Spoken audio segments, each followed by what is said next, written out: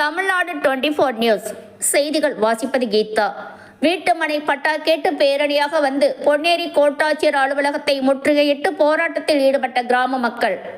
திருவள்ளூர் மாவட்டம் ஒரக்காடு ஊராட்சி கிருதலாபுரம் கிராமத்தில் வீட்டுமனை பட்டா கேட்டு பல ஆண்டுகளாக கிராம மக்கள் கோரிக்கை வைத்து வரும் நிலையில் வருவாய்த்துறையினர் பட்டா வழங்காததை கண்டித்து பொன்னேரி கோட்டாட்சியர் அலுவலகத்தை பேரணியாக சென்று முற்றுகையிட்டு உழைப்போர் உரிமை இயக்கத்தினர் பொதுமக்கள் இணைந்து மாநில பொதுச் செயலாளர் ஜானகிராமன் தலைமையில் சார் ஆட்சியர் ரவிக்குமாரிடம் மனு வழங்கினர்.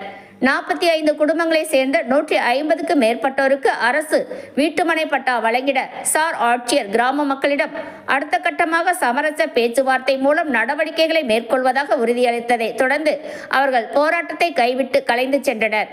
பேட்டி ஜானகிராமன் உழைப்போர் உரிமை இயக்கம் மாநில பொதுச் செயலாளர்.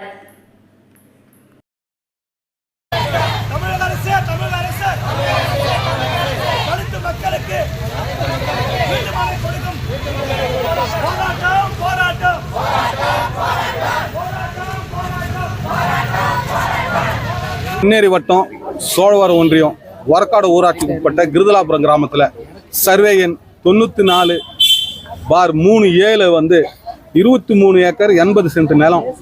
அங்கிருக்கிற தலித் மக்கள், பிற்படுத்தப்பட்ட மக்கள், மிகவும் பிற்படுத்தப்பட்ட மக்கள் காலங்காலமாக அந்த நிலத்தில் பயிர் செஞ்சுட்டு வந்தாங்க. போன மாதம் 26ஆம் தேதி வருவாய்த்துறை அதிகாரிகள், ஒன்றிய ஆணையாளர்கள் திடீர்னு சொல்லி அந்த இடத்துல வந்து இந்த இடம் எஸ்டி மக்களுக்கு 65 பேருக்கு வந்து வீட்டுமனை பட்டா வீடு கட்டி கொடுத்துட்டாங்க, இந்த இடம் வந்து நாங்கள் எடுக்கிறோன்னு வந்தாங்க.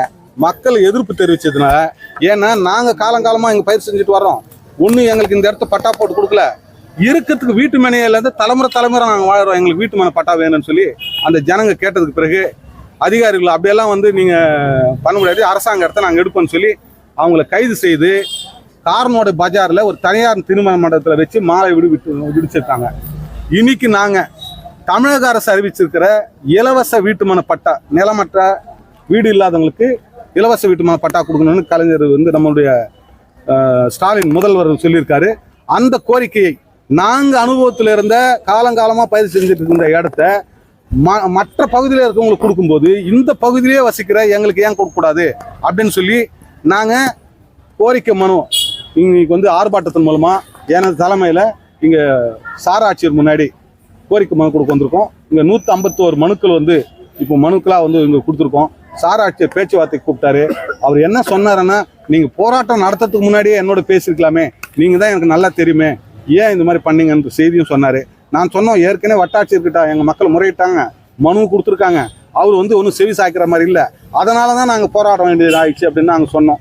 சரி, நீங்கள் கொடுத்துருக்க மனு மீது நாளைக்கே 11 மணிக்கு உரிய நடவடிக்கை எடுக்கிறதுக்காக அந்த அதிகாரிகள் கொண்ட ஒரு பீஸ் கமிட்டி கூட்டம் ஒன்று போடுறோம், நீங்கள் ஒரு 5 பேர் வாங்க, அது என்ன பண்ணலாம் ஏதுன்னு பண்ணலாம், நானும் கலெக்டரோட கன்சல்ட் பண்ணிட்டு நாங்கள் உரிய நடவடிக்கை எடுக்கிறதுக்கு நான் பண்ணுறேன் அப்படின்னு சொல்லியிருக்காரு.